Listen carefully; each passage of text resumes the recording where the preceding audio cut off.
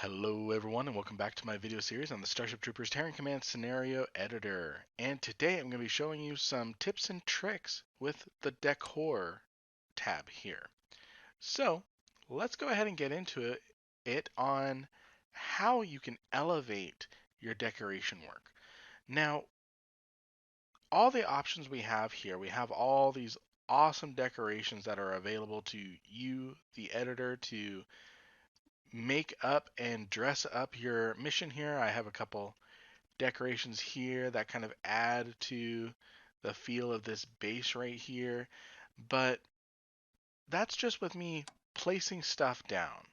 Nothing too crazy, using O and P to rotate things around. One thing I'm going to show you is how to use these micro tools, because there's awesome things such as scaling, incremental raising and lowering of objects, and free rotation for your objects here inside of the editor. So we're going to go ahead and get started. I'm going to go ahead and head over to a blank area here. So, well, we'll stick over here. So the first item I want to show you is the rotation options.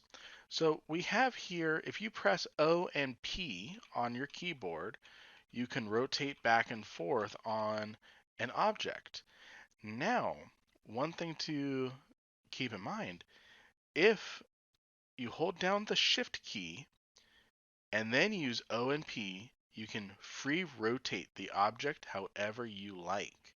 Now, one thing to note, if an object is already a free rotating object, like these statues here, they will always, even with holding shift, always be a free rotating object. So that's just something to keep in mind there.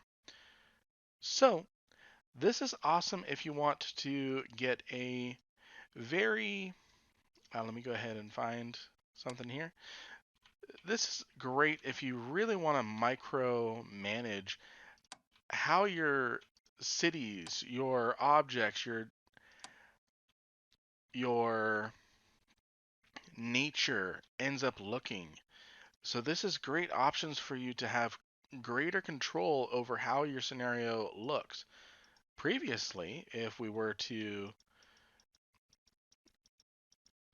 be placing down these buildings, for example, we would be stuck with just square fixed rotation. Now we have the option to freely rotate and customize the look and feel of our settlements, of our environments here. So that's how you use the free rotation ability here for any object in the editor. The next thing I want to highlight is the scale option.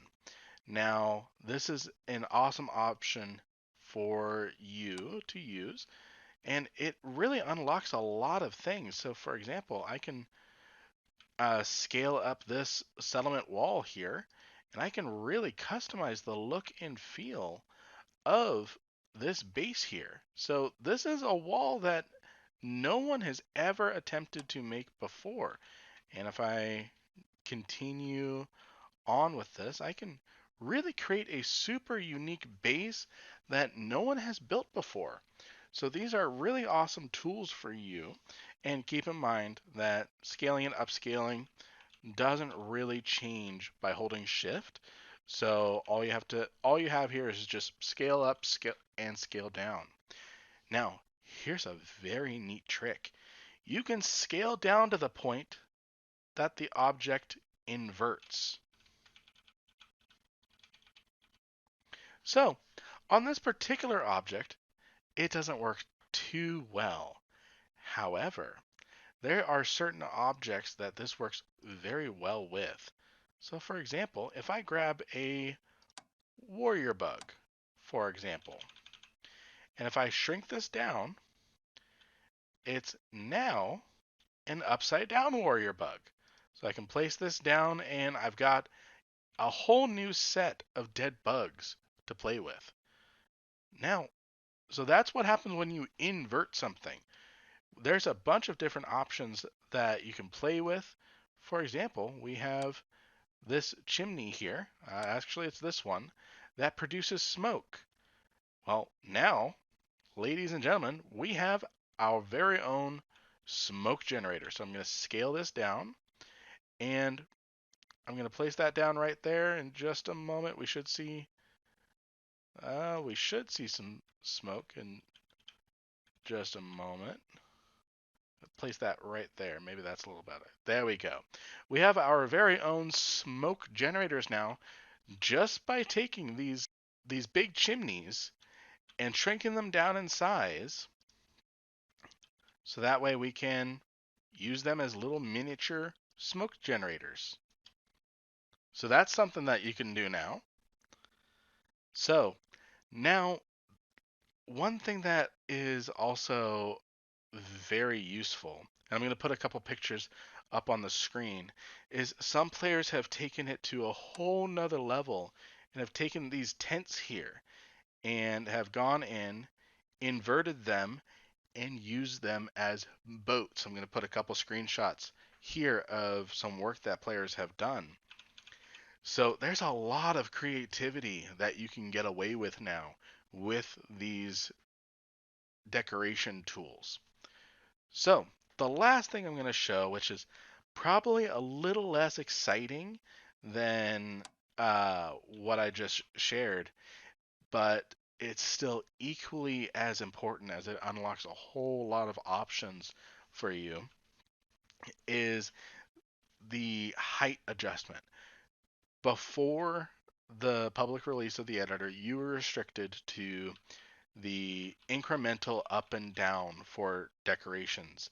Now you can hold shift and control precisely the height adjustment that you want for your objects.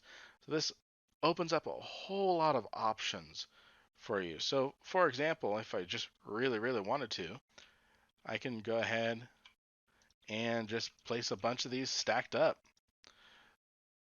So probably a dumb example, but it's an example.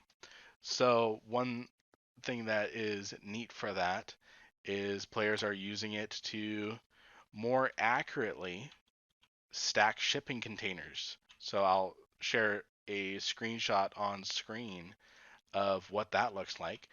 And before, what it would look like is this, where the shipping containers would clip into each other.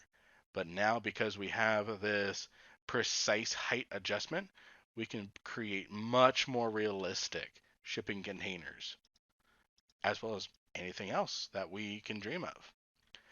So that's all the options that are available as far as the tips and tricks and the advanced controls for the decorations.